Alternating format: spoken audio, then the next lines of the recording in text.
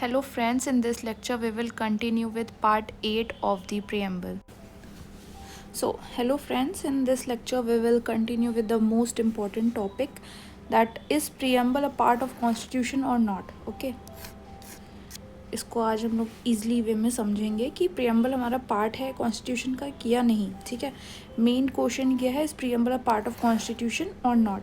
ठीक है, तो सबसे पहले इसको अंडरस्टैंड करते हैं कि हमारा कॉन्स्टिट्यूशन बना कैसे, उसके हिस्टोरिकल बैकग्राउंड क्या है और कुछ इम्पॉर्टेंट केसेस क्या क्या हैं इससे रिलेटेड.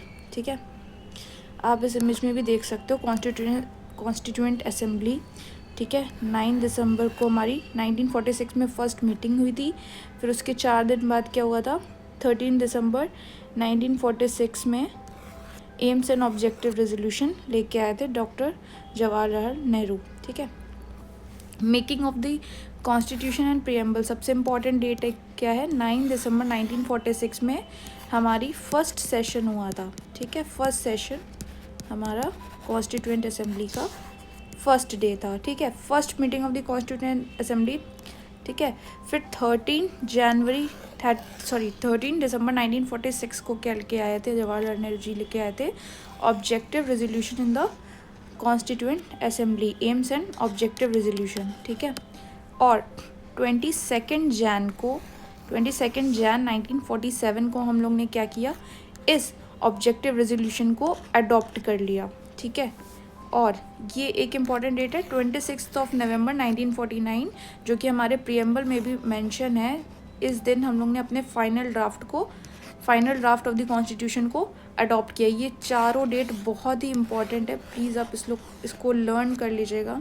ठीक है, 9 दिसंबर, 13 दिसंबर 1946, फिर 22 जनवरी 1947 एंड 26 नवंबर 1949. ठीक है, आप इसमें ये देख सकते हैं कि ये जवाहरलाल नेहरू जी हैं, वो क्या दे रहे हैं, स्पीच दे रहे हैं, एम्स एंड ऑब्जेक्टिव रेजोल्यूशन. और ये हैं BR अम्बेडकर जी, जो कि ड्राफ्टिंग कमेटी के चेयरमैन हैं. और ये क्या कर रहे हैं, ऑन दी 26 नवंबर 1949 को ये एम्स एंड ऑब्जेक्टिव रेजोल्यूशन को कन्वर्ट करेंगे प्रियम्बल में. Okay, doctor BR Ambedkar, chairman of the drafting committee, converted Nehru's objective resolution into preamble.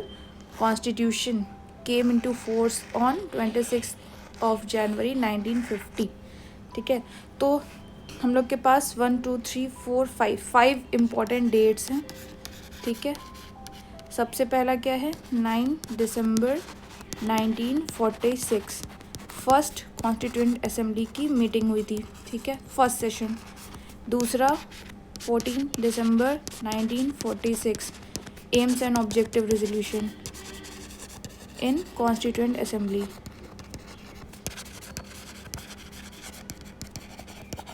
Third date 22 Jan 1947 को हम लोग ने एम्स एंड ऑब्जेक्टिव रेजोल्यूशन को अडॉप्ट कर लिया. फोर्थ डेट 22 नवंबर 1949 को हमारा ड्राफ्ट कॉन्स्टिट्यूशन बन के तैयार हो गया. ठीक है, और ये डेट हमारी मेंशन है हमारे प्रियम्बल में भी. ठीक है, do hereby enact, adopt and give to ourselves this constitution. And last is 26 जनवरी 1950 को हमारा जो कॉन्स्टिट्यूशन था वो लागू हुआ. ठीक है, इस दिन को हम लोग एज अ रिपब्लिक डे मनाते हैं. इसको हम लोग ने प्रीवियस लेक्चर में भी पढ़ा था कि 26 जनवरी 1950 क्यों लिया गया, क्योंकि इस दिन हमारा लाहौर सेशन में पूर्ण स्वराज की मांग की गई थी. ठीक है, इसको आप प्रीवियस लेक्चर में आप देख सकते हो, वो उसमें मैंने अंडरस्टैंड करवा दिया है आपको. ठीक है, नाउ अब केसेस पढ़ते हैं कि सबसे पहला केस क्या था. ठीक है, 1947 में जब हमारा देश आज़ाद हुआ था तो इंडिया और पाकिस्तान जो डिवाइड हुआ था वो रेड क्लिफ लाइन, ठीक है, रेड क्लिफ लाइन के द्वारा डिवाइड कर दिया गया था. ठीक है, बट अब जो हमारा जो बेरुगरी एक जगह है वो एक मुस्लिम डोमिनेटेड एरिया है. ठीक है, बट जब ये डिवाइड किया गया था इंडिया पाकिस्तान को, तब उस टाइम इस पे ध्यान नहीं दिया गया. ठीक है, ये छूट गया पाकिस्तान लोगों से.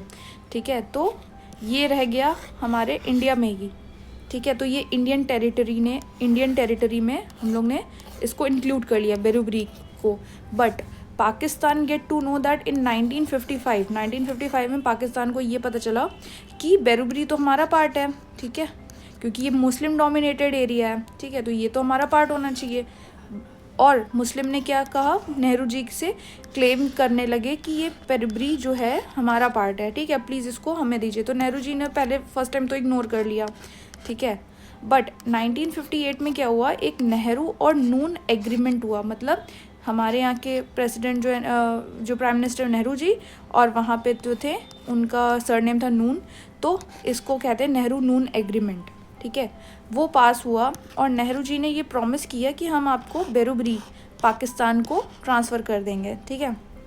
लेकिन नेहरू जी जब ये चीज़ कॉन्स्टिट्यूएंट असेंबली में ये चीज़ बोली तो वहाँ पे पार्लियामेंट में बहुत ही रिसेंटमेंट हुआ, ठीक है, वहाँ पे कोई इनको सपोर्ट नहीं किया, ठीक है।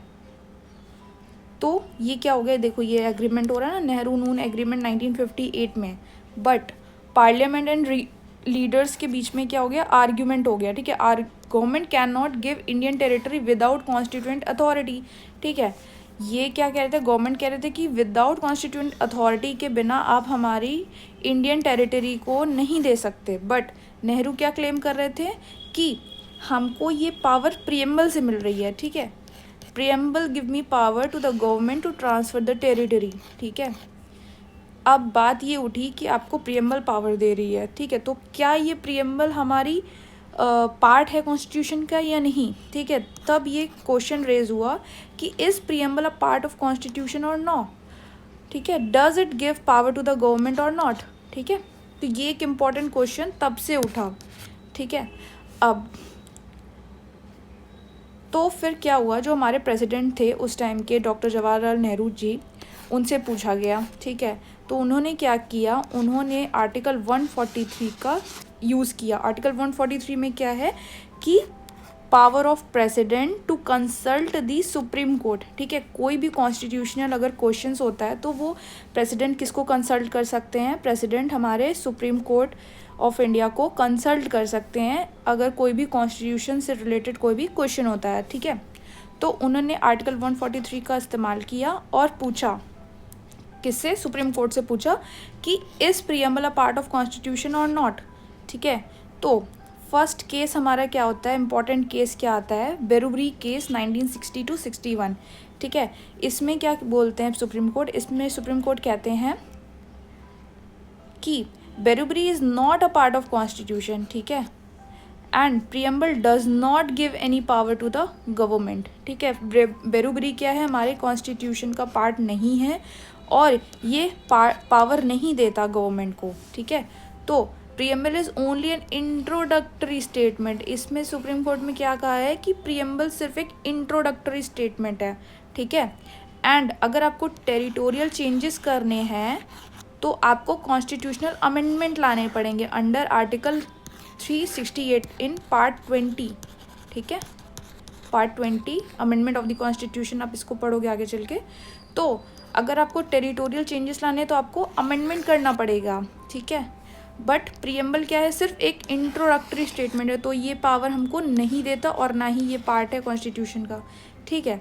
तो this judgement went against Nehru agreement, Nehru agreement के अगेंस्ट ये चला गया, ठीक है। अब नेक्स्ट केस क्या होता है, नेक्स्ट केस आता है हमारा Kesavananda Bharati case 1973, most important. इसमें क्या होता है, इसमें बहुत सारे क्वेश्चंस आपके बन सकते हैं, ठीक है। Kesavananda Bharati case versus state of Kerala में जो केस हुआ, इसमें 13 जज की बेंच थी। इसमें क्या हुआ, जजमेंट आया, इसमें क्या हुआ कि जो अपने प्रीवियस जजमेंट को था ना, वो उसके अगेंस्ट चले गए, अपने प्रीवियस जजमेंट बेरुबरी केस के अगेंस्ट था ये, ठीक है। और 24 अप्रैल 1973 को ये बोला गया कि जब उनसे पूछा गया इस preamble a part of constitution, तो उसमें क्या, can parliament amend everything, 2 question arise हुए हैं, ठीक है। अब इसमें क्या दिया, सुप्रीम कोर्ट ने ये कहा कि preamble is a part of constitution, okay. Berubari case में क्या कहा कि preamble is not a part of constitution, it does not give the parliament to amend okay, it does not give the parliament a power, ठीक है। But इसमें क्या कहा, preamble is a part of constitution and preamble is a part of basic structure, ठीक है। आप इसको आगे केशव नंद भारती केस में पढ़ोगे कि बेसिक स्ट्रक्चर डॉक्ट्रिन हमारे केशव नंद भारती केस में आई थी, बेसिक स्ट्रक्चर डॉक्ट्रिन, और इसमें ये कहा गया कि प्रियम्बल हमारा बेसिक स्ट्रक्चर के अंदर आता है, ठीक है, और ये हमारा पार्ट है कॉन्स्टिट्यूशन का, but it is not justiciable, ठीक है। ये हमारा क्या है, जस्टिशिएबल नहीं है, ठीक है। कोर्ट में हम इसको जस्टिफाई नहीं कर सकते, जस्टिशिएबल नहीं है, ठीक है, और ना ही ये हमको पावर देता है, ठीक है। ये पार्ट है कॉन्स्टिट्यूशन का और ये बेसिक स्ट्रक्चर में भी आता है, but it is not justiciable and it does not grant power to the government, ठीक है।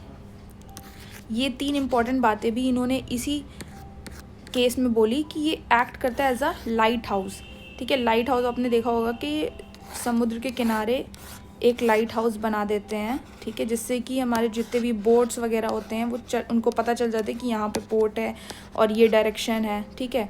तो हमारा क्या होता है, प्रियम्बल क्या करता है एज अ लाइट हाउस, ठीक है, इसको ये बताता है कि क्या इंपॉर्टेंट फीचर्स हैं, ठीक है, लाइट हाउस की तरह काम करता है। Helps in interpretation of constitution, constitution को इंटरप्रेट करने में हेल्प करता है, एंड ये क्या रिफ्लेक्ट करता है, हमारा philosophy and objective of the constitution, ठीक है। अब इसके बाद 2 इम्पॉर्टेंट केसेस और आएंगे आफ्टर केशव नंद भारती केस। पहला है LIC case, LIC of India case, and दूसरा है SR बोमई केस। इसमें भी क्या कहा था, LIC केस में क्या कहा था, सुप्रीम कोर्ट ने कहा था कि preamble is a integral part of the constitution, confirms Kesavananda Bharati judgment को और जस्टिफाई कर दिया इसमें कि हाँ ये इंटीग्रल पार्ट ऑफ कॉन्स्टिट्यूशन है। और नेक्स्ट केस आता है SR बोमई केस 1994 में, जिसमें ये बोल दिया गया preamble is a part of constitution, secularism declared a basic feature, federalism and democracy strengthen, ठीक है। आप इस इमेज में भी देख सकते हो, LIC केस ने कहा था इंटीग्रल पार्ट है, SR बोमई केस ने कहा था पार्ट ऑफ कॉन्स्टिट्यूशन है, ठीक है। ये छोटा सा एक इमेज है, आप इससे लर्न कर सकते हो। बेरीबरी केस यूनियन केस में क्या था, preamble not a part of constitution. Kesavananda Bharati case में क्या कहा, preamble is a part, basic structure doctrine and can not be amended, ठीक है। And LIC of India case में क्या कहा, integral part of constitution, sorry ये कैन नॉट बी अमेंडेड नहीं होगा, यहाँ पे अमेंड कर सकते हैं, अमेंडमेंट हुआ है। और अमेंडमेंट आप प्लीज़ बताइए, 42nd कॉन्स्टिट्यूशन अमेंडमेंट एक्ट 1976 में क्या ऐड किया गया था, SIS, ठीक है, सेक्युलर, ठीक है,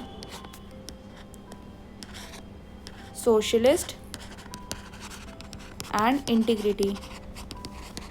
ये 3 वर्ड हमारे कॉन्स्टिट्यूशन प्रियम्बल में ऐड किए गए on the 42nd constitution amendment act 1976 में, इंदिरा गांधी के टाइम पे, ठीक है। तो अमेंडमेंट हो सकता है, ठीक है। Okay then that's all for today and we will meet you in the next lecture. And one more thing कि अब ये प्रियम्बल वाला जो टॉपिक था ना, ये आज जाके पूरा कंप्लीट हो गया है। अब इसके बाद हम लोग नेक्स्ट टॉपिक स्टार्ट करेंगे जो कि होगा हमारा फंडामेंटल राइट, ठीक है। Okay, thank you guys, please do like, share and subscribe for more such videos.